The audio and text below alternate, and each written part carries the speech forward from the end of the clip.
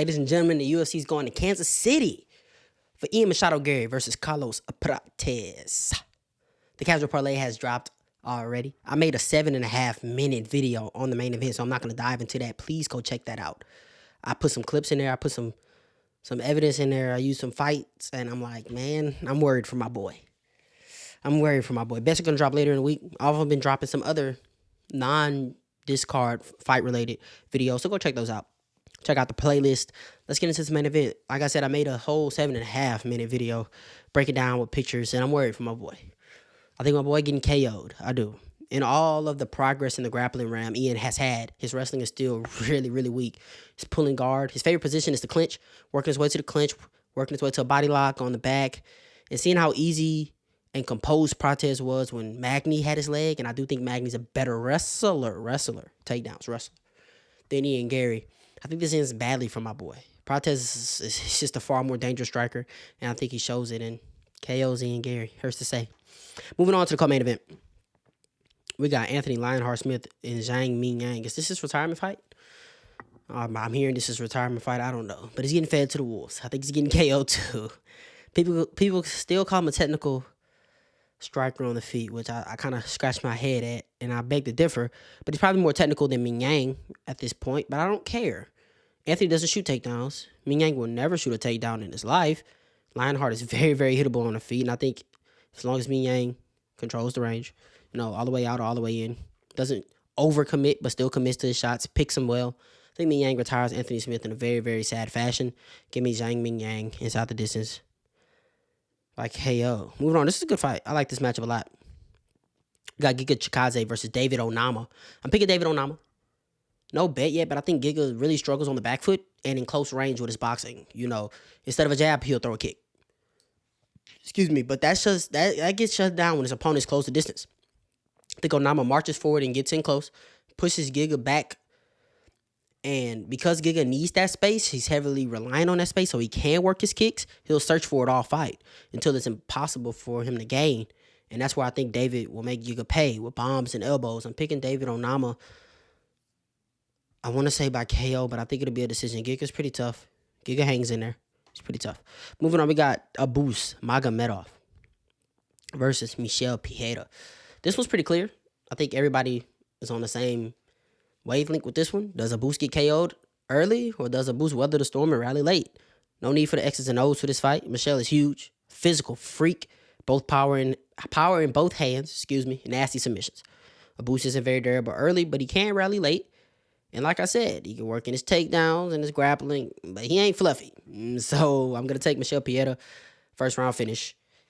I'll probably play it if it's not juiced. Randy Brown versus Nicholas Dalby. Really good fight on paper. I think we give Renat Fakhretdinov too much credit, though. I mean, he's really good. Don't get me wrong. He's really good. But, there is a but. He fades hard time after time after time. We've seen 3 fights in a row where he's fading. Against Carlos Leal, against Nicholas Dalby, against Zaleski Dos Santos. And it's just, I'm kind of over it. He gasses really hard and then he can't work in his game plan, and then he's kind of at his opponent's will until the bell, and he just survives. I'm kind of over it. Randy Brown seemed to be hitting his peak at the age of 34. 4-fight win streak, that's right. He didn't lose to Randy Brown. This channel, we're going to acknowledge that. I love Randy Brown. I enjoy and I like Brian Battle, but that was a stinky fight, and he lost. And he kind of got showed that he's not ready for his level yet, and he had to rely on that clinch, which is something Nicholas could work in, but I think Randy should be ready. He's really good at dictating range, pop shotting. He's been sitting down on his shots lately, too. It's not just pitter-patter. He's actually sitting down on some of his shots and landing power. I think we see a somewhat competitive striking matchup with Dalby trying to clinch and work in some grappling, but I got Randy Brown. I think he dances to victory. I think he does more damage. I like Randy Brown all day, every day. Now I'm moving on to Ikram Aliskerov versus Andre Muniz. I'm picking Ikram. Odds are too wide, super, super wide. So I didn't really dive into it all the way because I knew I wasn't going to bet it. But I don't think Ikram mauls Andre. But Andre's okay with working off of his back. And that's just not it. Give me Ikram. Ikram also has solid power in the hands. Really good power in the hands. Not afraid to let him go. Think Ikram should get this one done. Now my dude, Matt Schnell. Out of retirement, Matt Schnell. against Jimmy Flick. It's nasty work, but it should be pretty entertaining. I'm probably a little biased, but I'm rolling with the Louisiana, Matt Schnell. Two guys that aren't durable, but I think Matt Schnell offensively is leagues ahead of Jimmy Flick. Good boxing. People forget how well he was doing against Steve Erceg, landing until the KO. That's what people remember, the KO. Get in line, everybody KOs Matt Schnell. Good BJJ. He is a dog. He just can't help that his brain switches off sometimes. But he is a dog. He ain't going to give up on himself. And we know at this point, Augusta Win can KO Matt nowadays. But I'm riding my boy. And I think the bet here is probably under 2.5 rounds. If the round line is set at under 2.5, which it might be juiced, it's probably the play. Betting on Matt Schnell at minus 300 is nasty work, but hey, I'm here for it. I'm here for the degenerativeness. There it is. Evan Elder versus Gage Young.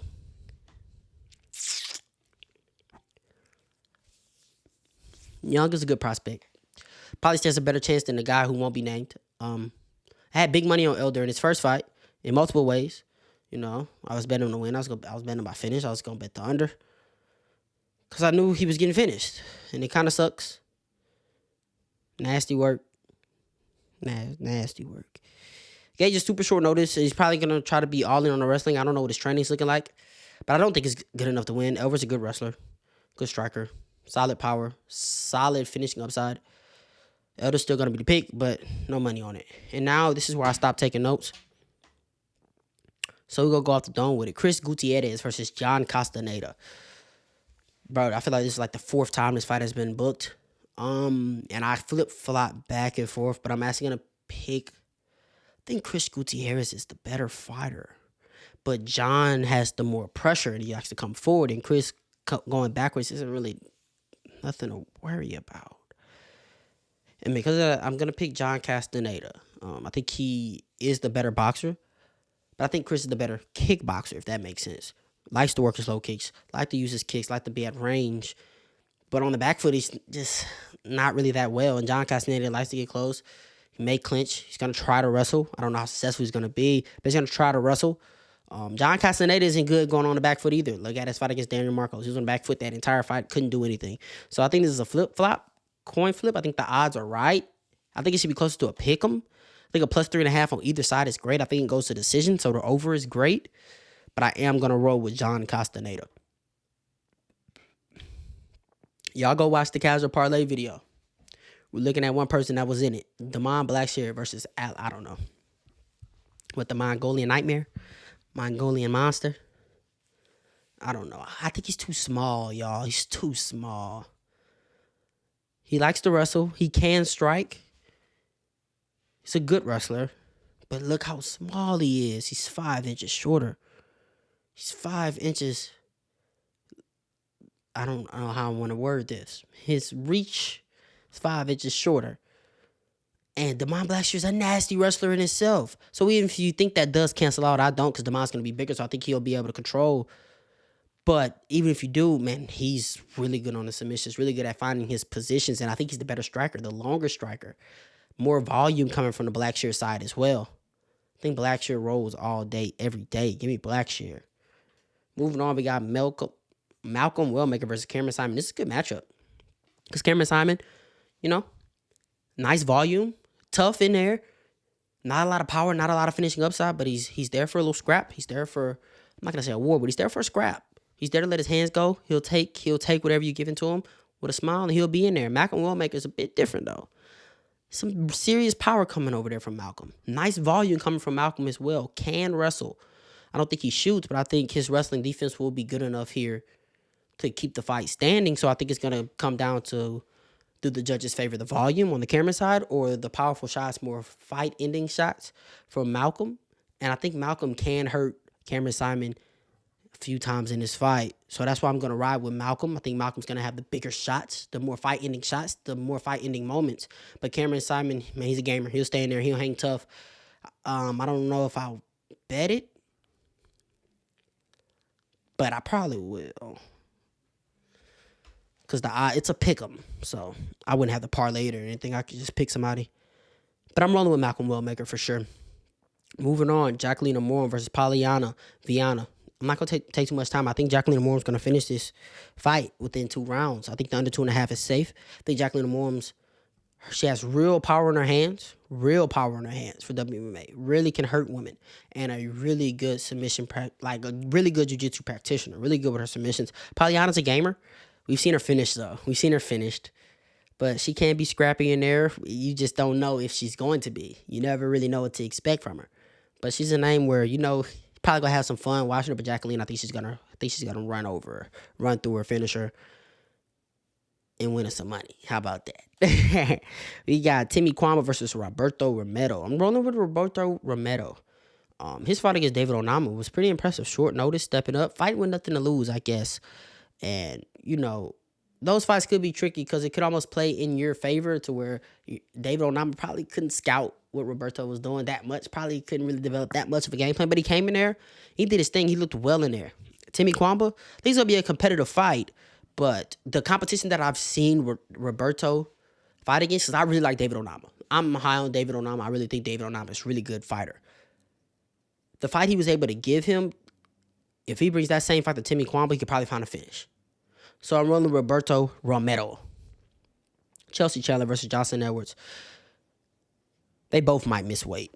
I'm not trying to make fun, but Chelsea Chandler, she's an oaf, man. No skill. Comes forward, walks through shots, throwing big, lazy oaf punches, trying to grab you and not really even wrestle you, just muscle you. Jocelyn Edwards a big girl. Hey, she missing weight too. Hey, she's a big girl. You see these thighs? She's a big girl. And her wrestling and her takedown defense has been getting better in her later fights. I know a lot of people give her a lot of shit because she misses weight, so a lot of people are done with her, but she's actually getting better with her takedown defense and her offensive takedowns throughout her fights. And then on the feet, it's not close. It's not close. I think Johnson's going to be dotting Chelsea up. And Massey did bet Jocelyn Edwards. I'll give you that little tip pick right there. That's all I got for y'all. Like, comment, subscribe, share to somebody I know they enjoy just like you did. We back. Oh, I'm worried for my boy. I'm worried. You ain't got to go home. Just got to get up out of here, man. Yeet.